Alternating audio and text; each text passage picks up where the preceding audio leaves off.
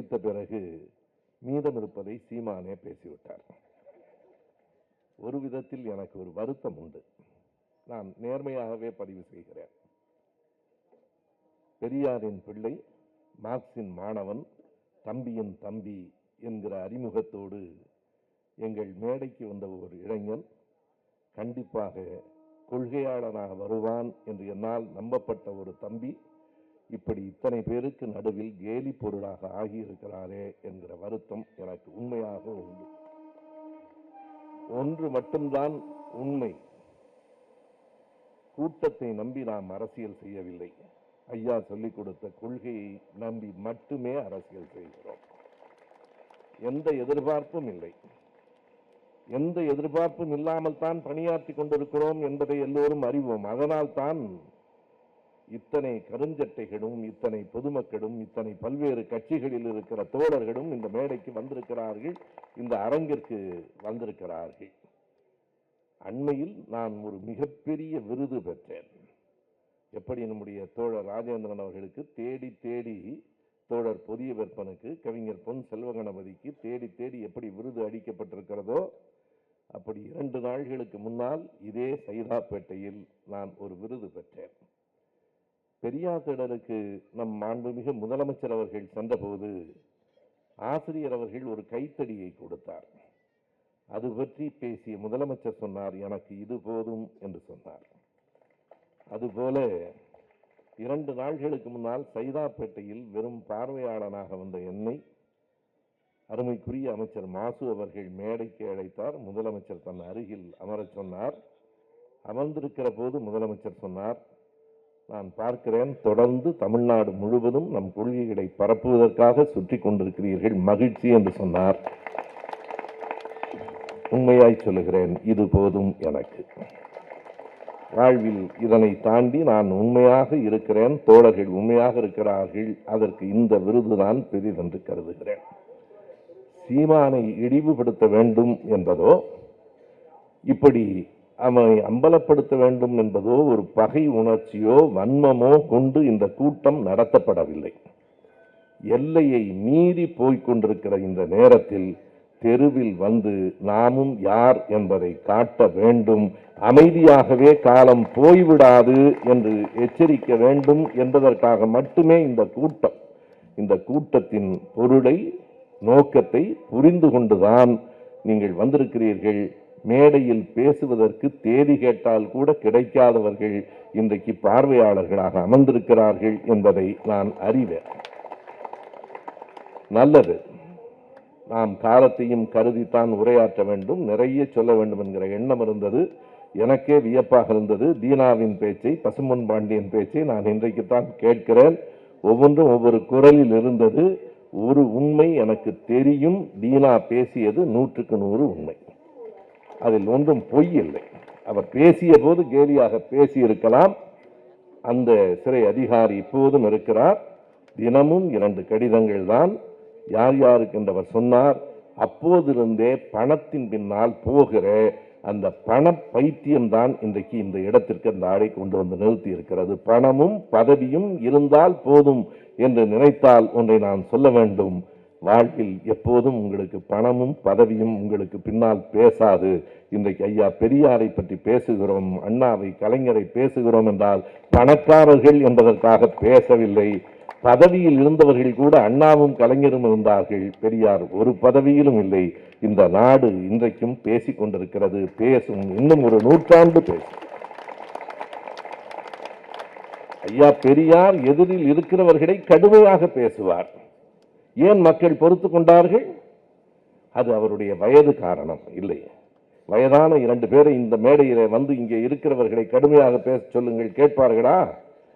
வயது காரணம் இல்லை, அவருக்கு பின்னால் இருந்த தொண்டர்கள் காரணம் இல்லை, அவர் படித்த படிப்பு காரணம் இல்லை, நாம் கூட படித்திருக்கிறோம் எல்லாரும், அவையெல்லாம் காரணம் இல்லை. அவர் இந்த சமூகத்திற்கு செய்த தொண்டு காரணம் என்பதை உணர வேண்டும்.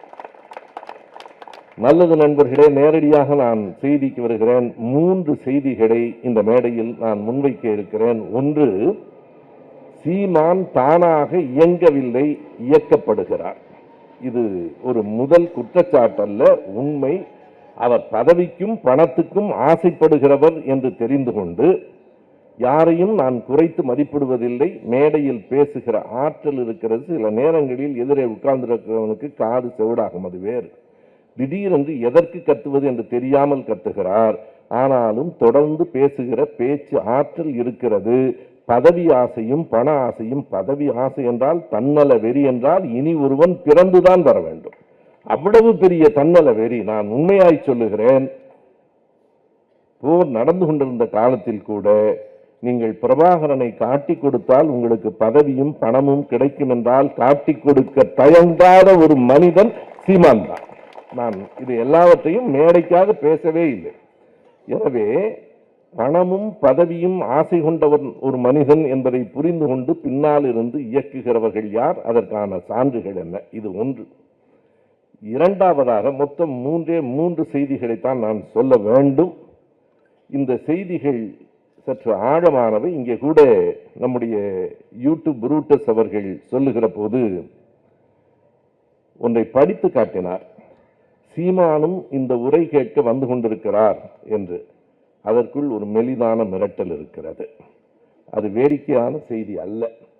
அதற்குள் மெலிதான மிரட்டல் இருக்கிறது. இந்த மேடையில் நான் பதிவு செய்கிறேன், வேண்டுமென்றே பதிவு செய்கிறேன். நேற்றிலிருந்து என் மனைவியின் தொலைபேசியில் தொடர்பில்லாத தொலைபேசிகள் வந்து கொண்டிருக்கின்றன. நான் அறிவேன். ஒன்றை உறுதியாக சொல்லுகிறேன், நாங்கள் கொள்கைக்காக எதையும் இழக்க தயாராக இருப்போம். எதையும் இழக்க தயாராக இருப்போம். அந்த உள்நோக்கம் என்ன என்பது ஒன்று. அவருடைய பேச்சுகளில் இருக்கிற பொய்கள் இரண்டு. மூன்றாவதாக மிக முக்கியமான இந்த மூன்று பகுதிகளை மட்டுமே நான் முன்வைக்க விரும்புகிறேன். இதனுடைய எதிர் விளைவுகளை பற்றிய செய்திகள். அவர் எதற்காக செய்கிறார் என்றால் இரண்டே காரணங்கள் தான். ஒன்று, அவருக்குள்ளே ஒரு பெரிய பலவீனமும் ஒரு கையாலாகாத தன்மையும் ஏற்பட்டிருக்கிறது.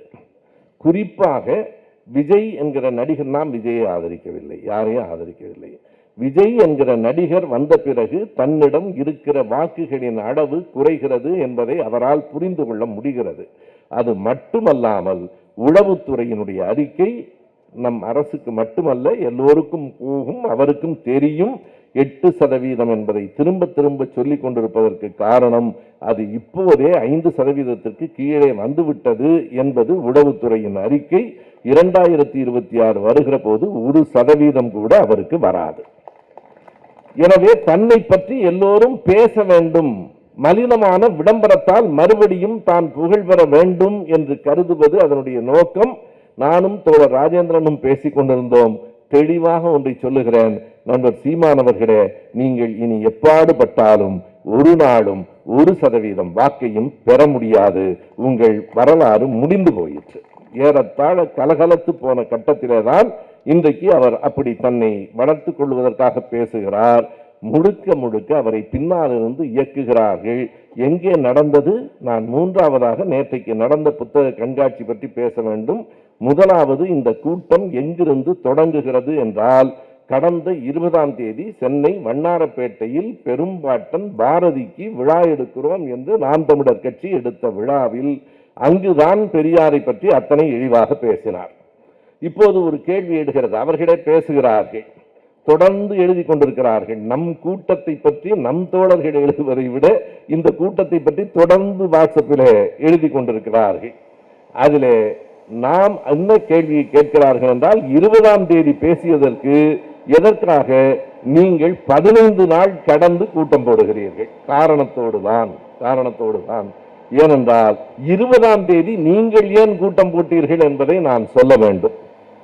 எப்போதும் நாம் தமிழர் ஒரு செய்தியை சொல்லுவார்கள், நீங்கள் நினைத்து பார்க்கலாம். நினைவு நாளைத்தான் நாங்கள் போற்றுவோமே தவிர பிறந்த நாளை கொண்டாட மாட்டோம். உண்மையா இல்லையா? ஏனென்றால் நினைவை போற்றுவோம் என்றுதான் சுவரொட்டி அடிப்பார்கள். கடந்த டிசம்பர் 11 பாரதியின் நினைவு நாள் இல்லை, பிறந்த நாள். நினைவு நாளை மட்டுமே போற்றுவோம் என்று சொல்லுகிற அவர்கள் பிறந்த நாளை கொண்டாடினார்கள். அதுவும் பாரதி பிறந்தது டிசம்பர் 11, அவர்கள் விழா நடத்தியது 20.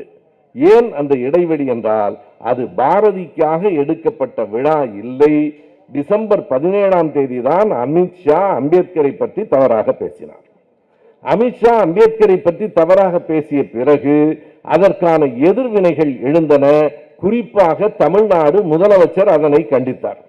இப்போது அவர்களுக்கு ஒரு நோக்கம் இருக்கிறது. பேச்சு முழுவதும் அம்பேத்கரை பற்றி போய்விடாமல் பெரியாரை பற்றி கேவலமாக பேசினால் அதற்கு விடை சொல்வார்கள் என்று அவர்கள் நம்பினார்கள். இதை சீமான் தன் பேச்சிலேயே சொல்லுகிறார். சண்டாளன் பேச்சுக்கு ஏற்படாத பரபரப்பு இப்போது அவர்களுக்கு வந்திருக்கும், நாளையிலிருந்து பேசுவார்கள் என்கிறார். அவர்களை ஏமாற்ற வேண்டும் என்பதற்காகவே அடுத்த நாள் நான் பேசவில்லை. 15 நாள் இடைவெளி விட்டு இந்த கூட்டத்தை கூட்டியிருக்கிறோம். அதுதான் அடிப்படை. உன் கூட்டத்திற்கும் ஒரு நோக்கம் உண்டு, எங்கள் கூட்டத்திற்கும் ஒரு நோக்கம் உண்டு. அம்பேத்கரை பற்றியே இழிவுபடுத்திய அமித்ஷாவை பேசி முடித்து பிறகு சீமானை பேசிக் கொள்ளலாம். உலக தலைவர்களை பற்றியெல்லாம் பேசியிருக்கிற நீங்கள் இந்த உதவாத மனிதனை பற்றி பேச வேண்டுமா என்று நண்பர்கள் கேட்கிறார்கள். நாம் பெரியவர்கள் இல்லை. எதை செய்ய வேண்டுமோ அதை செய்ய வேண்டும், அவ்வளவுதான். யார் பெரியவன் என்கிற கணக்கு எப்போதும் நம்மிடத்தில் இல்லை. பெரும்பாட்டன் பாரதியை எப்போது இவர்களுக்கு நினைவுக்கு வந்தது? நாம் தமிழர் கட்சியின் சார்பில் ஒரு மலர் வெளியிட்டிருக்கிறார்கள். தோழர் வெற்றி செல்வன் என்னை மன்னிக்க வேண்டும், என் நேரிலேயே கொண்டு வந்து அந்த மலரை கொடுத்தார்.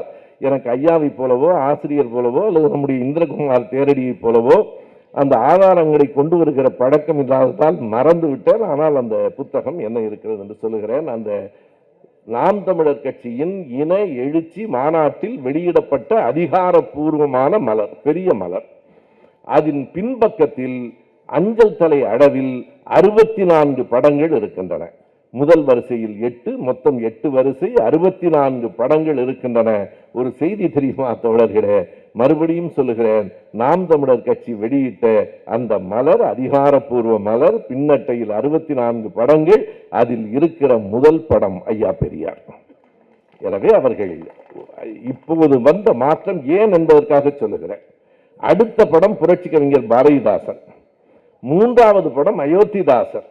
மாப்போசி இருக்கிறார், முத்துராமலிங்க தேவர் இருக்கிறார், சீபா ஆதித்தனார் இருக்கிறார், புலிகள் படங்கள் சில இருக்கின்றன. மொத்தம் 64 படங்களில் யாருடைய படம் இல்லவே இல்லை தெரியுமா? அவர்களின் பெரும்பாட்டன் படம் இல்லை. 64 படங்களில் ஒரு படமாக கூட பாரதியாரின் படம் இல்லை.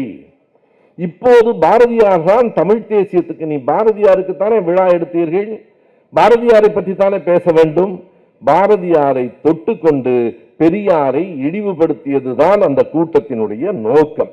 நான் கேட்கிறேன், பாரதியார் எப்படி தமிழ் தேசியத்துக்கு முன்னோடியாவார்? பாரதியின் கவிதைகளை நான் குறைத்து மதிப்பிடவில்லை.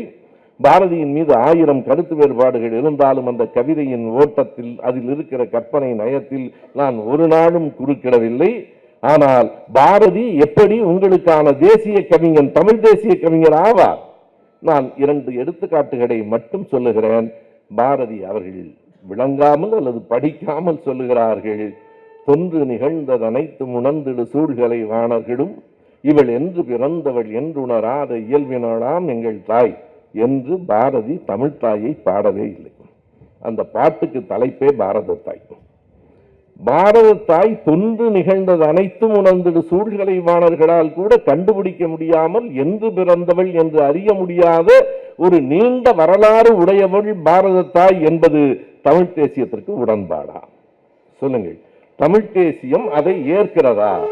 இந்தியா என்பது, பாரதம் விடுங்கள், இந்தியா என்பது நீண்ட நெடுங்காலமாக இருக்கிற ஒரு நாடு என்பதை ஒப்புக்கொண்டால் உங்கள் தமிழ் தேசியத்தின் அடிப்படையே தகர்ந்து போகிறது. அதைத்தான் பாரதி சொன்னார். இரண்டாவதாக பாரதி சொன்ன மிக முக்கியமான இன்னொரு செய்தி என்ன என்று கேட்டால், தமிழை பாடினார் என்றால் மொத்தம் 6 பாடல்கள் தான். நீங்கள் பாரதியினுடைய மொத்த கவிதைகளை எடுத்து பாருங்கள். பாரதியார் தமிழை பற்றி பாராட்டி பாடிய பாடல்கள் வெறும் 6 பாடல்கள் தான். ஆனால் விநாயகர் 4 மணி மாலையிலே தொடங்கி அல்லாஹ் வரைக்கும் 23 பாடல்கள் பக்தி பாடல்கள். அவற்றுள் 21 இந்து மதம் சார்ந்தது. 2 பாடல் தான், ஒன்று இயேசு ஒன்று அல்லாஹ், மற்ற 21 பாடல்கள் இந்து மதம் சார்ந்தது. அதை தாண்டி பாரதி பாடியிருக்கிற அத்தனை பாடல்களையும் தாண்டி நீங்கள் உரைநடைக்குள் போனால் அந்த கவிதைகளிலேயே ஒன்றை நான் சொல்ல வேண்டும். அந்த பக்தி பாடல்களை ஏன் நான் குறிப்பிட்டேன் என்றால், நவராத்திரி என்று 2 பாடல்கள் இருக்கின்றன. நவராத்திரி 1, நவராத்திரி 2. நவராத்திரி 1 என்பது உஜ்ஜயினி நித்ய கல்யாணி என்று தொடங்கும். மொத்தம் 8 வரி. 8 வரியில் 4 தமிழ் சொற்கள். தமிழ் சொற்களே இல்லாமல் சமஸ்கிருதத்தில் பாடியவர் பாரதி. நீங்க எடுத்து பார்க்கலாம், யார் வேண்டுமானாலும், நம் தோழர்கள் கூட நீங்கள் பார்க்க வேண்டும்.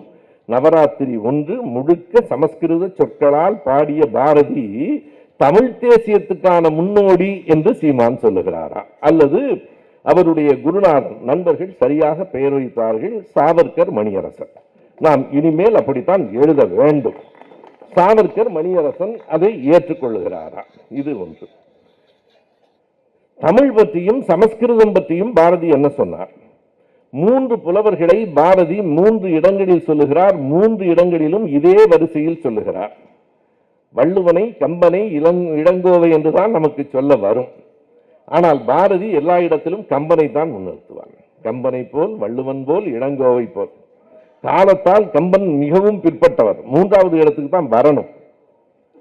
ஆனால் கம்பனை முதல் இடத்தில் நிறுத்துகிற பாரதியார் இன்னொரு இடத்தில் என்ன சொல்லுகிறார் என்றால், கம்பன் என்றொரு மானுடன் பிறந்ததும், காளிதாசன் கவிதை புனைந்ததும், சேரனின் தம்பி சிலம்பை இசைத்ததும், தெய்வ புலவர் தெய்வ வள்ளுவர் திருக்குறள் தந்ததும். அந்த ஒரு இடத்துல தெய்வ வள்ளுவர் என்று குறிப்பதும், இந்த இடத்தில் காளிதாசன் ஏன் வந்தார் என்பது இன்னொரு செய்தி. எதற்கென்றால் மிக தெளிவாக பாரதியார் எழுதுகிறார், தமிழ்நாட்டில் தமிழ் சிறக்கட்டும், பாரதம் முழுவதும் சமஸ்கிருத ஆட்சி நிலவட்டும். உரைநடையில இருக்கு. யார் தமிழ் தேசியத்துக்கு தலைவர்? பாரதம் முழுவதும் சமஸ்கிருதம் ஆட்சி நிலவட்டும் என்று எழுதிய பாரதியார் அடுத்த வரியில் எழுதுகிறார், சமஸ்கிருதத்தை தெய்வ பாஷை என்றால் சிலர் கோபித்துக் கொள்ளுகிறார்கள். இது விளையாட்டுக்கு சொல்வதன்று. மனிதர்கள் பேசும் பாஷைக்கும் பாஷை என்று பெயர், தெய்வங்களின் பாஷைக்கும் பாஷை என்று பெயரா? சமஸ்கிருதம் தேவ பாஷை. எழுதியிருப்பவர் பாரதி. உங்களின் தமிழ் தேசியத்திற்கு அது உடன்பாடா என்பதை சொல்லுங்கள். நான் எல்லாவற்றையும் சான்றுகளோடு கேட்கிறேன். யார் தமிழ் தேசியத்தின் முன்னோடி? ஐயா பெரியார் எதிரி. நீங்கள் இவர்தான் முன்னோடி என்று சொல்லுகிறீர்களே, இந்த பாரதியாரைத்தான் நீங்கள் முன்னிறுத்துகிறீர்களா என்பது ஒரு மிகப்பெரிய கேள்வி. இரண்டாவதாக அவர் சொல்லி இருக்கிற பொய்களை எல்லாம் நாம் பார்த்தோம். கையெழுத்து போட்டு கொடுத்தால் உடனே விசா கொடுத்து விடுகிறார்கள் என்று சொல்லுகிற அளவுக்கு ஒரு பச்சை பொய். ஆனால் நான் இந்த இடத்துல என்ன கேள்வியை முன்வைக்கிறேன் என்றால், தமிழர்கள் அல்ல, ஈழத் தமிழர்களே, இப்போதாவது வாய் திறந்து பேசப் போகிறீர்களா இல்லையா? இதுதான் என்னுடைய கேள்வி. அவர் பெரியாரை இழிவுபடுத்தியதை விட, கலைஞரை இழிவுபடுத்தியதை விட, ஈழத்தமிழர்களையும் பிரபாகரனையும் தான் கூடுதலாக இழிவுபடுத்தி இருக்கிறார் என்கிற செய்திக்கான சான்றுகளை நான் தர வேண்டும் என்று விரும்புகிறேன். ஜெயலலிதாவை ஆதரிக்கிறார். முழுக்க முழுக்க ஜெயலலிதா விடுதலை புலிகளுக்கும் குறிப்பாக பிரபாகரனுக்கும் எதிராக இருக்கிறவர். நமக்கு எல்லோருக்கும் தெரியும், இங்கேயும் சொன்னார்கள். பிரபாகரனை அழைத்து வந்து தூக்கில் போட வேண்டும் என்று சட்டமன்றத்தில் தீர்மானம் கொண்டு வந்தவர் ஜெயலலிதா. அப்போது அதை நிறைவேற்றுகிற அவை தலைவராக இருந்தவர் அண்ணன் காளிமுத்து. அவருடைய இவர், அதாவது பின்னால் இருந்து பார்ப்பனர்கள் இயக்குகிறார்கள், வாய்மொழியாகவும் தாய்மொழியாகவும் தமிழே பேசுகிறார்கள். சீமான் சொல்றார். ஆனால் அவர் வீட்டில் அவர் மனைவி தமிழ் பேசாது. அவங்க வீட்டில் மனைவி வந்து, ஏன்னா எனக்கு தெரியும், காளிமுத்தண்ணனின் 2வது மனைவியின் மகள் அவர், அவங்களுக்கு பேச்சு மொழி தெலுங்கு தான். நான் குறை சொல்லலை, வேண்டாம் இல்லை என்று சொல்லலை. ஆனால் நீ எல்லா இடத்துலையும் பேசுறீல்ல, தெலுங்கு பேசுறவன், உன் வீட்டில் என்ன நடக்குது? உன் வீட்டில் பாபான்னு தானே ஒன்று கூப்பிடுறாங்க, இல்லைன்னு சொல்லுங்க. பாபான்னு கூப்பிடக்கூடாதுன்னு நான் சொல்லலை. அது வாய்மொழியும் தாய்மொழியும் தமிழ்தானா என்று கேட்கிறேன். இந்த தேதியோடு சொல்லுகிறேன், 2008 அக்டோபர் 23ஆம் தேதி ஜெயலலிதாவினுடைய அறிக்கை. இந்த கருணாநிதி ஆட்சியில் இருப்பதால் தான் இங்கே தைரியமாக விடுதலை புலிகளை ஆதரித்து பேசுகிறார்கள். நான் மட்டும் இப்போது ஆட்சியில் இருந்திருந்தால் ஒருவனும் இங்கே வாய் திறக்க கூட முடியாது, புலி என்று பேசவே முடியாது. அவரைத்தான் ஈழத்துக்கு ஆதரவானவர், இலை மலர்ந்தால் ஈழம் மலரும் என்று சொன்னது அந்த ஜெயலலிதாவைத்தான். இவற்றையெல்லாம் விட்டுவிடலாம். ஒரே ஒரு கேள்வி, 1983 2009 வரைக்கும் தமிழ்நாடு எங்கும் ஈழத்துக்கு ஆதரவான போராட்டங்கள், ஊர்வலங்கள், கூட்டங்கள் நடந்தன. நம்ம எல்லோருக்கும் தெரியும். அதில் பங்கேற்றவர்கள் எல்லாம் இருக்கிறார்கள். என் கண்ணுக்கு எதிரே பெல் ராஜன் இருக்கிறார், உமாபதி இருக்கிறார்.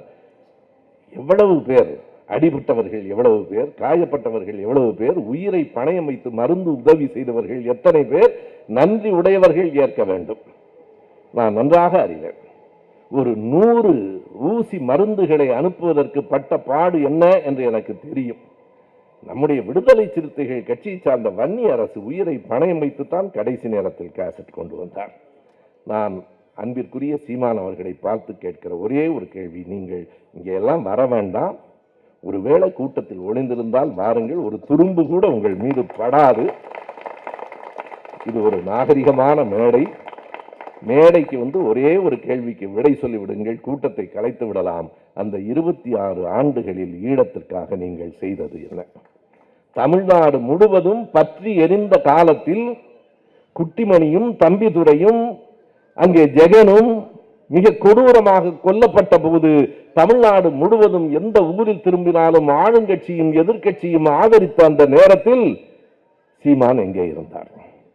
அவர் சின்ன பையன்லாம் இல்லை. அவருடைய வயது கூகுள் என்ன சொல்லுகிறது என்றால் 66 நவம்பரில் பிறந்தார் என்று சொல்லுகிறது. 66 நவம்பர் என்றால் 83 17 வயது. 16 வயது ஒன்றும் குழந்தை அல்ல. சரி, 87 ஜூலை 29 இந்திய இலங்கை ஒப்பந்தமான போது அதை எதிர்த்து தமிழ்நாடு முழுவதும் கூட்டம் நடத்திய தலைவர் கலைஞர் அவர்கள். இல்லை என்று சொல்ல முடியுமா? திலீபன் இறந்ததை, அந்த காட்சிகளை நாங்கள் திடலில் பார்த்துத்தான் உணர்வு பெற்றோம். பெரியார் திடல் இல்லை என்றால், திமுக கழகம் இல்லை என்றால், நான் சொல்லுகிறேன் நண்பர்களே, பிற்காலத்திலே விடுதலை சிறுத்தைகள் இல்லை என்றால் தமிழ்நாடு முழுவதும் இந்த உணர்வு பரவி இருக்காது. அண்ணன் வைகோ அவர்களுக்கு நான் என்னுடைய சிறந்தாழ்ந்த வணக்கங்களை சொல்ல வேண்டும். பனி காலத்தில் கொட்டும் பணியில் அந்த ஒலிநாடாக்களை எடுத்துக்கொண்டு நாடாளுமன்ற உறுப்பினர்களின் ஒவ்வொரு வீட்டுக்கும் போனவர் வைகோ. சீமான் அவர்களே, என்ன செய்தீர்கள்? எங்காவது பேசி இருக்கிறீர்களா? 87 கையொப்பமிட்ட போது சென்னையில் தொடங்கி கன்னியாகுமரி வரைக்கும் பயணம் போனோம். உங்களோடு இருந்த, உங்களால் தயாரிக்கப்பட்ட பல நண்பர்கள், உங்களை தயாரித்த கவிஞர் அறிவுமதி, கவிஞர் பழனி பாரதி ஊர்தியின் மேலே உட்கார்ந்து கொண்டு சென்னையிலிருந்து கன்னியாகுமரி வரைக்கும் முழக்கமிட்டு வந்தார்களே, சீமான் என்கிற மனிதன் எங்கே இருந்தார்? ஏதாவது செய்திருக்கிறீர்களா? ஒரு வரி பேசி இருக்கிறீர்களா? ஆணையிரவு போர்க்களத்திற்கு முன்னால் மக்கள் கூட்டம் கூட்டமாக புலம்பெயர்ந்தார்களே, வைரமுத்து கூட கவிதை எழுதினார். எழுத்திலாவது நீங்கள் ஏதேனும் செய்திருக்கிறீர்களா? விடை கொடு எங்கள் நாடே, கடல் வாசல் தெடிக்கும் வீடே, பனைமரக்காடே, பறவைகள் கூட மறுமுறை ஒருமுறை பார்ப்போமா என்கிற அந்த துயரம் நினைத்து பாருங்கள். மறுமுறை ஒருமுறை பார்ப்போமா? நாம் வாழ்ந்த வீட்டை, வாழ்ந்த மண்ணை பார்க்க முடியுமா? ஃபாதர் கஸ்பர் வெரிதாஸ் வானொலியிலே எத்தனை உணர்வூட்டுகிற கடிதங்களை படித்தார். அந்த புலப்பெயர்வின் போது கூட்டம் கூட்டமாக பிள்ளைகளோடு, பொருட்களோடு, மாடுகளோடு பயணம் போகிற போது ஒரு வரி எனக்கு இப்போதும் நினைவிருக்கிறது. தூக்கிய போது பிணமாய், தூக்கிய போது பிள்ளையாய், கிடத்திய போது பிணமாய். அதுதானே சீமானின் குரல் கேட்டதுண்டா? 94வது ஆண்டு அமைதிப்படையினுடைய உதவி இயக்குனராக நான் அறிமுகமானேன். அவரை பார்த்தது அப்படித்தான். நண்பர் செல்வபாரதி வீட்டுக்கு அழைத்து வந்தார். எங்களோடு உதவி இயக்குனராக பணியாற்றுகிறார் பாரதி ராஜாவிடம் என்றார். ஈழம் பற்றி வாய் திறந்ததுண்டா? தடாவில் பொடாவில் சிறைக்கு போனதுண்டா? இன்னமும் நான் கேட்கிறேன். 94 எனக்கு அறிமுகம். 2002 2003 வரைக்கும் 1.5 ஆண்டு காலம் பொடாவில் இருந்தேன். நீங்கள் பொடாவுக்கு வர வேண்டாம், பொடாவில் இருந்த என்னை பார்க்கவாவது வந்ததுண்டா? ஒரு வரி பேசியதுண்டா? மனசாட்சி இருந்தால் சொல்லுங்கள். புதுக்கோட்டை பாவாணன் இன்றைக்கு நம்மை விட்டு விலகி இருக்கிறார், நம்மை விமர்சனம் செய்கிறார். அதை பற்றி எனக்கு கவலை இல்லை. ஆனால் எத்தனை மருந்து உதவிகளை செய்திருக்கிறார். எத்தனை எண்ணெய்களை பெட்ரோலை கொண்டு போய் கடற்கரையிலே கொடுத்திருக்கிறார். நம் ஐயா நெடுமாறனை விடவா நீங்கள் அதிகமாக ஈழத்துக்கு வேலை செய்து விட்டீர்கள்? ஐயா நெடுமாறன் திராவிட இயக்கத்தை எதிர்க்கலாம். இன்றைக்கு காலங்கள் மாறி இருக்கின்றன. நெடுமாறன் அவர்கள் வீட்டுக்கு வருகிற போது தான் முதலமைச்சர் என்று கருதாமல் வாசலில் போய் நின்று வரவேற்று வழி அனுப்புகிற பெருந்தன்மை உடைய தலைவரை நாம் பெற்றிருக்கிறோம். அது அவர் வயதுக்கு கொடுக்கிற மதிப்பு. இன்றைக்கும் சொல்லுகிறேன், நான் நெடுமாறன் ஐயாவை விட்டு பிரிந்து வந்து விட்டேன். ஒரு நாளும் ஒரு சொல் கூட அவரை பற்றி தவறாக பேசியதில்லை. பிரபாகரன் அவரிடத்திலே பேசியதை, அவரிடத்திலே கருத்துகள் கேட்டதை நான் அறிவேன். எங்கே இருந்தார் சீமான்? எந்த இடத்தில் ஒளிந்து கொண்டிருந்தார்?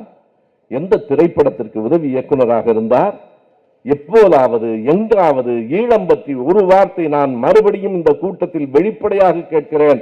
அந்த 23 ஆண்டுகளில் சீமானவர்களே, ஈழத்துக்காக நீங்கள் செய்த செயல் என்ன என்பதை சொல்லுங்கள். நாங்கள் கூட்டத்தை கலைத்து விடுகிறோம். எதுவும் செய்யாத நீங்கள் பிரபாகரனின் பிள்ளை என்று கூச்சமில்லாமல் சொல்லிக் கொள்ளுகிறீர்களே. பிரபாகரனை பற்றி பேசுகிற போதெல்லாம் என்றைக்காவது போர் பற்றி பேசியதுண்டா? ஈழ மக்களின் துயரம் பற்றி பேசியதுண்டா? அங்க போன ஆமக்கறி சாப்பிட்ட பிரபாகரன் வேற எதுவுமே உங்களுக்கு கேட்க தோன்றவில்லையா? சமையல்காரரை தவிர. சமையல்காரர் கேட்டேன்னு சொல்ற. எத்தனை வளமான வாழ்க்கை இன்றைக்கு. பிச்சை எடுத்து வாழ்கிறேன் என்று ஒருவர் சொல்லுவது அநாகரிகம் இல்லையா? பிச்சை எடுத்து வாழ்கிறவர்களுக்கு என்ன பெயர்? பிச்சை எடுத்து வாழ்கிற நீங்கள் எவ்வளவு பெரிய மாளிகையில் இருக்கிறீர்கள். இந்த பேட்டியை கொடுக்கிற போதே அந்த காட்சியை நீங்கள் கவனிக்க வேண்டும். நான் பிச்சை எடுத்து தான் வாழ்ந்துகிட்டு இருக்கேன்னு சொல்றது ஒரு மாளிகையில் உட்கார்ந்துட்டு, அது வாடகைக்கு தான். வாடகை விடவு நம்முடைய அதர்மம் மனோஜை கேட்டால் எல்லாம் சொல்லுவார். இங்க இருக்கிற புரூட்டஸ், இந்திரகுமார், தேரடி, கரிகாலன் எல்லாம் நான் பயந்துதான் கூப்பிடல. நான் உண்மையா சொன்னா பசுமன் பாண்டியனுக்கே பயந்த நான். ஆனால் எழுச்சியான உண்மையான உரை அது. நீங்க கரிகாலனை கூப்பிட்டு இருந்தா அந்த மேடம் வேற மாதிரி ஆயிருக்கும். நான் கேட்கிறேன், எல்லோரும் தந்த அந்த படங்கள் அவர் சொல்றார 10 நிமிடம் தான் மொத்தமாய் பார்த்தது. ராஜகிரனால சிரிப்பு அடக்க முடியல பாருங்க. அதுக்கு இவ்வளவு உலக அரசியெல்லாம் பேசின மாதிரி. இன்னொரு வீடியோ இருக்கு, நானும் பிரவீனும் உட்கார்ந்து இவ்வளவையும் தொகுத்தோம், எடிட் பண்ணோம். அவர் சொல்றாருங்க, அதாவது ஒரு மனிதனுக்கு கொஞ்சமாவது கூச்சம் இருக்க வேண்டாமா? நானும் அண்ணனும் துப்பாக்கி சுட்டு பழகின போது இதை விட நீ அவரை இழிவுபடுத்த முடியுமான்னு கேட்கிறேன். அவருடைய போர் வீரம் என்ன, போர் திறன் என்ன? அவர் இவரும் ஒன்னா கோலி குண்டு விளையாடுற மாதிரி இந்த பேசுறாங்க. நாங்க 2 பேரும் ஒன்னா துப்பாக்கி சுட்டு பழகின போது சகாயம் என்ன தலைவரேன்னு தான் கூப்பிடுவார். அவர் பார்க்கவே இல்லைங்கிறார். இத்தனையும் உங்கள் காலத்தில் உங்கள் முகத்தை உரிக்கிற, உங்கள் சாயத்தை வெளுக்கிற உங்கள் குரல். நாங்க சொல்லல, எல்லாமே நீ தான் பேசுற. நீங்கள் ரஜினிகாந்தை விமர்சனம் செய்யுங்கள். எப்படி விமர்சனம் செய்வது? வெற்றிடம் சுடுகாட்டில் இருக்கு, போய் படுத்துக்கன்னா ஒருத்தனை பார்த்து சொல்றது. எவ்வளவு வன்மம், எவ்வளவு வெறுப்பு இருந்தால் அப்படி பேச முடியும்? எந்த எதிரியையும் நாங்கள் சீமானை கூட அப்படி பேச மாட்டோம். சீமானையே பேச மாட்டோம்னா உலகத்தில் நான் யாரையும் பேச மாட்டேன். எனக்கு வாழ்நாளில் என் அரசியல் அனுபவத்தில் நான் சீமான் மீது தான் இவ்வளவு கோபம் கொண்டேன். அதற்கு காரணம் ஓர் அழிவு சக்தியாக, விஷ செடியாக எங்கள் இளைஞர்கள், எங்கள் பிள்ளைகளின் மூளையை அரித்துக் கொண்டிருக்கிற சீமான் திருந்த வேண்டும் அல்லது திருத்துவோம். அவ்வளவுதான் இந்த கூட்டம். நீங்களாக திருந்த வேண்டும், விமர்சனம் செய்யுங்கள். நான் மறுபடியும் கேட்கிற கேள்வி இதுதான், 26 ஆண்டுகளில் என்ன செய்தீர்கள்? ஏன்னா அப்பதான் சின்ன பையன். நீ தான் சொல்றீங்களே, அஞ்சாப்பு படிக்கும் போது கொடி, ஐயோ சகிக்க முடியல அந்த கதையெல்லாம். அந்த கதையை எல்லாரும் விவரிச்சாச்சு. அஞ்சாப்பு படிக்கும் போது கொடி எடுத்துக்கிட்டு கம்யூனிஸ்ட் அப்படி போராட்டமே நடத்தலைங்கிறாங்க. கம்யூனிஸ்ட் கொடி எடுத்துக்கிட்டு அந்த கம்யூனிஸ்ட் கட்சிக்கு வேற ஒரு அவமானம் பாருங்க. எடுத்துக்கிட்டு சிவகங்கையில் இருக்கிற ஆட்சியர் கட்டிடத்துக்கு, அலுவலக கட்டிடத்துக்கு முன்னால ஆர்ப்பாட்டம் செஞ்சோங்கிறார். எப்போ? அஞ்சாப்பு படிக்கிற போது. அதான் புரூட்டஸ் தான் 5 வயசுல அஞ்சாப்பு படிக்கும்போது, அண்ணன் எப்படி 5 வயசுல அஞ்சாப்பு படிப்பாரு? அவங்க 2 பேரும் வந்து பேசுவாங்க. ஓ, அண்ணன் பெரிய அறிவாளி இல்ல, 5 வயசுலயே அஞ்சாப்பு போயிட்டாரு, போய் தொலைட்டோம். 5வது வகுப்பு படிப்பது என்றால் 10 வயது. அவர் பிறந்தது 66, 10 வயது என்றால் 76. சிவகங்கை ஆட்சியர் அலுவலகத்துக்கு முன்னால் ஆர்ப்பாட்டம். ஆனால் அந்த அலுவலகம் 83 தான் வருது. நான் சிவகங்கை மாவட்டத்துக்காரன் தான். சிவகங்கை மாவட்டம் 83 பிரிக்கப்படுகிறது. ராமநாதபுரத்திலிருந்து 84 தான் கட்டிடம் வருகிறது. 84 வரப்போகிற கட்டிடத்துக்கு 76 கொடி பிடிச்சது நம்ம அண்ணன் தான். எவ்வளவு கொடுமை, எவ்வளவு பொய்கள், எவ்வளவு கூச்சமற்ற தன்மை. நீங்க எண்ணி பாருங்க. இதே எம்ஜிஆர் மார்க்கெட்ல, KK நகர்ல எம்ஜிஆரினுடைய 100ஆண்டு விழா, சண்முகநாதன் சரியா சொல்றாரு, 100ஆண்டு விழா நடந்தது. அதில் இந்த சீமான் பேசினாருங்க. எம்ஜிஆரை பாராட்டி பேசுறாராம். எம்ஜிஆர் ஆட்சிக்கு வந்த உடனே செய்த முதல் காரியம் என்ன தெரியுமா? ஐயா பெரியாரை சக்கர நாற்காலியில் வைத்து அடைத்து கொண்டு வந்தார். எம்ஜிஆர் ஆட்சிக்கு வந்தது 77, பெரியார் இறந்தது 73. 73ல இறந்தவரை 77ல எப்படி நீ வண்டி வச்சு கொண்டு வந்திருப்ப? சின்ன பிள்ளைக்கு கூட புரிகிறேன்.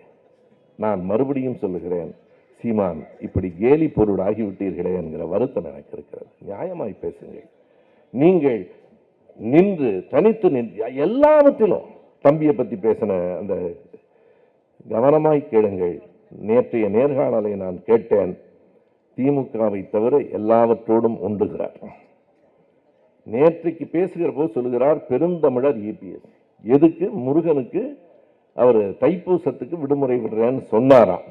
யாருக்கு? அந்த முறுக்கு முறுக்கு முருகு.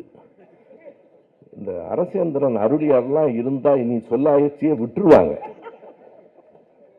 ஒரு சின்ன சொல், வேர் சொல் சிறியதாக இருக்கும், அதிலிருந்து தான் சொல் நீளும்.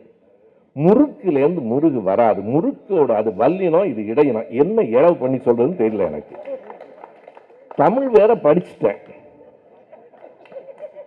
இடையினம் வல்லினம் தெரியாத ஒரு ஆள் ஒரு பெரிய முதலமைச்சரா வரணும்னு வேற. நண்பர்களே, அவர் படிக்கவே இல்லையான்னா எனக்கு தெரியாது. அவர் சொல்றார் நான் படிக்கிறேன், 2 மணிக்கு எழுந்து 4 மணி வரைக்கும் படிப்பேங்கிறார். ஒருவேளை அதனால்தான் புத்தி பேதலிச்சு. தூங்க வேண்டிய நேரத்தில் தூங்குங்கள், படிக்க வேண்டிய நேரத்தில் படிங்க. 2 மணிக்கு எழுந்து படிச்சா இப்படிதான் போய் சேரும். அது 2 மணிலேருந்து 4 மணி படிக்கிற நேரமா அது. எப்பாவது படிச்சுட்டு போறாரு. ஆனா வல்லினம் இல்லைனமாவது படிக்கணும். முறுக்குல இருந்தெல்லாம் முருகு வராது. அந்த முருகனுக்கு தைப்பூசத்துக்கு விடுமுறை விடுவதாக சொன்னதால் பெருந்தமிழர் EPS, பெருந்தலைவர் EPS, விஜய் தம்பி, திருமாவளவன் அண்ணன், எல்லோருக்கும் ஒரு அவமானம் வருது பாருங்க. திருமாவளவன் அண்ணன், என் ரத்தம் யாரு? நம்ம வேல்முருகன். ஏன் நம்ம வேல்முருகன் ரத்தம் ஆகிறாருன்னா, அவர் ஒரு 10 நாளா திமுக திட்டிட்டு இருக்காரு. உடனே இவருக்கு ரத்தம் ஆயிடுவாரு. இன்னும் 2 பேர் இருக்காங்க, பேரே சொல்ல மாட்டாரு. ஐயா தான். ஐயா ஐயா ஐயான்னா யாருன்னு என் மனைவி, என்ன ஐயா ஐயா? ஐயான்னா அது தைலாபுரத்தில் இருக்காரு. அவரை பத்தி அதிகம் பேசினா அடிச்சு போட்டுருவாங்கன்னு தெரியும். எனவே அவர் ஐயா. அதாவது செந்தில் பாலாஜி தியாகி என்றால் வஉசியார்னு கேட்கிறாரு. நல்லது, நீங்க சின்னம்மாவை போய் பாத்தீங்களா? அப்ப வஉசி ஞாபகம் உங்களுக்கு வரவே இல்லையா? சின்னம்மா எங்க இருந்து வந்தாங்க? வெளிநாடு போயிட்டா வந்தாங்க. சின்னம்மா பக்கத்துல பார்க்கிற போது உங்களுக்கு வஉசி நினைவு வரவே இல்லையே தம்பி. எனவே உங்களுக்கு தேவைப்பட்டால் வஉசி வருவார். ரொம்ப அழகா இந்திரகுமார் தேரடி எனக்கு உண்மையிலேயே வருத்தம் தான், மன்னிச்சுக்கணும். அவ்வளவு தகவல்கள் எடுத்துட்டு வந்தார். நாம் நேரம் கருதி நிறுத்திட்டோம். வஉசியினுடைய பேச்சு, அதை இப்பதான் நான் என்னுடைய 1 நிமிட செய்தியில் ஒரு வாரத்துக்கு முன்னாடி சொன்னேன். இனி இந்த நாடு நாயுடுவையும் நாயக்கரையும் தான் நம்பி இருக்கிறதுன்னார் வஉசி சேலத்தில். அவர் நாயுடு என்று சொன்னது வரதராஜன் நாயுடுவை, நாயக்கர் என்று சொன்னது ஐயாவை. அந்த காலத்தினுடைய அந்த மரபு. வஉசி பாதை நல்ல பாதையா, அதுக்கு வர்றேன் கடைசியா. எனவே இந்த காலகட்டத்தில் இன்னொரு கேள்வியை கேட்டு விடுகிறேன். நீங்க 5 வயசுலேயே இல்லாத கட்டிடத்துக்கு முன்னால போய் ஆர்ப்பாட்டம் செய்த நீங்கள் ஏன் 43 வயது வரையில் ஈழத்துக்காக ஒரு கூட்டத்தில் கூட பேசவில்லை? அவ்வளவுதான் கேள்வி. இதுக்கு பதில் சொல்லி 2009 என்பது அவருக்கு 43 வயது. 43 வயது வரைக்கும் ஈழத்துக்காக எதுவும் பேசாமல் பிரபாகரனை பார்த்து விட்டு வந்து அவர் ஒரு ஹோட்டல் நடத்தின முதலாளி மாதிரி திரும்ப திரும்ப பேசிக்கொண்டே இருந்து எனக்கும் அவருக்கும் சாப்பாட்டில் பந்தயம், இதெல்லாம் அவர் இழிவுபடுத்துவதில்லை. ஒரு போர்க்கிடத்தில் நின்ற மாவீரனை நாங்கள் சொல்லுகிறோம், இனி சொல்லுவோம்.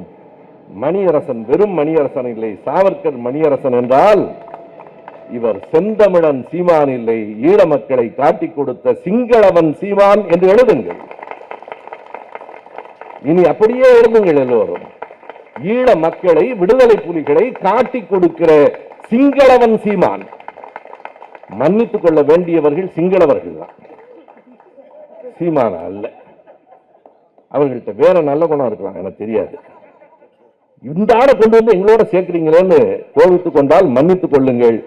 இனி சிங்களவன் சீமான் தான், சாவர்கர் மணியரசன் தான். நம்முடைய அனைத்து சமூக வலைத்தளங்களிலும் இந்த சொல் பரவட்டும். இன்னொரு கேள்வி இருக்கிறது. 26 ஆண்டுகளில் ஈழத்துக்காக நீங்கள் செய்தது என்ன? பொழுது விடிந்தால் தமிழ் தேசியம் என்று பேசிக் கொண்டிருக்கிறீர்களே, நீங்கள் சொல்லுகிற தமிழ் தேசியம் இறையாண்மை கொண்ட தமிழ் தேசம் என்றால் தனித்தமிழ்நாடா? பெரியார் கோளேன்னு சொல்றிய 94 வயசுல தனித்தமிழ்நாடு என் நோக்கம் என்று நீ என்ன வேணாலும் பண்ணிக்கிறான்னு எழுதுன மாவீரண்டா எங்க ஐயா. நீங்க ஏன் தனித்தமிழ்நாடு கேட்கல? நானும் எங்க கொள்கையை சொல்லவே இல்லையே. தன்னுரிமையா தனிநாடா, தன்னுரிமையா மாநில சுயாட்சியா, இந்த மூணுக்கும் வித்தியாசம் தெரியுமா? ஏன்னா நான் இதெல்லாம் கேட்கறது ஒன்னும் குறைச்சி மதிப்பிட்டு கேட்கல. பாவம் தெரியாத ஆளை வச்சு நம்ம கேள்வி கூடாது, வேற வழி இல்லாம கேட்கிறேன். இல்ல நீங்க சாவர்கட்டையாவது கேட்டுவாங்க. தனிநாடா சொல்லுங்களேன். ஒரு படத்துல சொல்லுவான்ல, நீ தான் தைரியமானவனாச்சே சொல்லு, பரம்பரைக்கே உனக்கு பயம் கிடையாதுல, சொல்லு தனிநாடு கேட்கிறேன்னு சொல்லு. சொல்லு. வருண் காத்துக்கிட்டு இருக்காரு, ஐபிஎஸ், அவர் ரொம்ப நாள் காத்துக்கிட்டு இருக்காரு. சொல்லு தனிநாடு தான் கேட்கிறேன்னு சொல்லு, உங்க சாவர்கரையும் சொல்ல சொல்லு. எனவே சிங்களவன் சீமானுக்கு நான் வைக்கிற கேள்விகள் 2 தான்.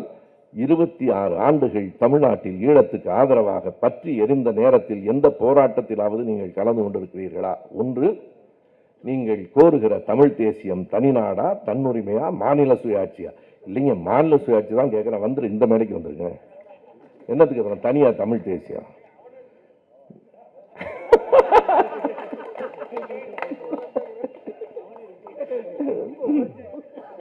உமாவதி கோபப்பட்டாரு. என்ன இவ்வளவு கஷ்டப்பட்டு மேல போட்டா நீங்க அந்த எல்லாம் கூப்பிடுறீங்க. நல்லது.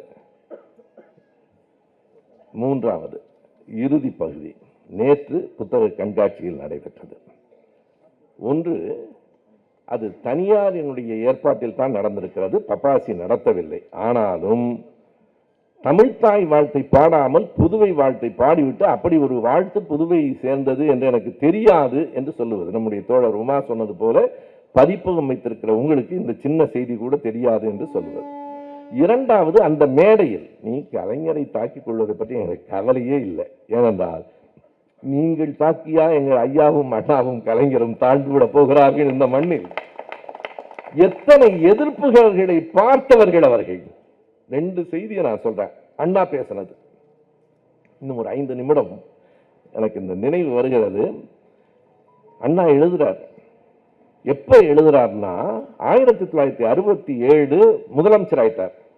செப்டம்பர் 17 ஐயா பெரியாரோடு 2 பேரும் ஒரே இடத்தில் திருச்சியில் அழைத்து வரப்படுகிறார்கள்.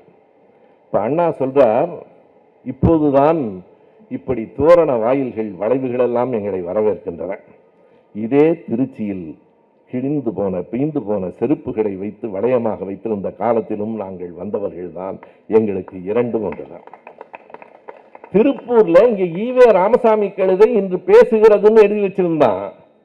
அதை அழித்த போது ஐயா அழிக்க வேண்டாம்னார். அவன் தான் வேலை இல்லாம எழுதுறான்னா அதை போய் நமக்கு வேலை இருக்கு. ஐயா கழுதைன்னு எழுதியிருக்கான். என்னை கடவுள் என்று சொன்னால் நான் மகிழப் போவதும் இல்லை, கழுதை என்று சொன்னால் வருத்தப்பட போவதும் இல்லை.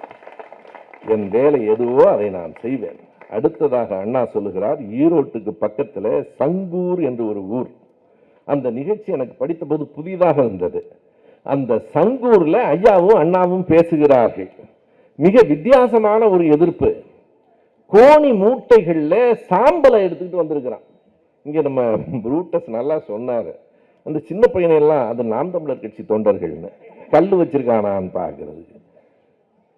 சங்கூர்ல மூட்டை மூட்டையாய் சாம்பலை வைத்துக்கொண்டு ஐயாவும் அண்ணாவும் பேச பேச சாம்பலை வாரி முகத்தில் இறைத்திருக்கிறார்கள். அண்ணா சொல்லுகிறார், ஐயாவுக்கு இன்னும் கொஞ்சம் கருப்பு இருக்கு, முழுசும் வெள்ளையாயிடும் தாடி வீசுறாங்க. எல்லாவற்றையும் பார்த்து விட்டு தான் வந்திருக்கிறோம். அன்றைக்கு தலைவர்களின் முகங்களில் சாணத்தை எடுத்து வீசினார்கள். இன்றைக்கு வலைத்தளங்களில் ஆபாச சொற்களை வீசுகிறார்கள். இன்றைக்கு இரவு வீட்டுக்கு போன உடனே என்னை பற்றி எத்தனை இழிவான சொற்களால் எழுதுவார்கள் என்று எனக்கு தெரியும். நீ லட்சம் சொற்களால் இழிவாய் எழுதினாலும் நான் என் வாழ்வினால் தூய்மையாய் என்றும் நிற்ப. உன்னால் என்னை இழிவுபடுத்த முடியாது,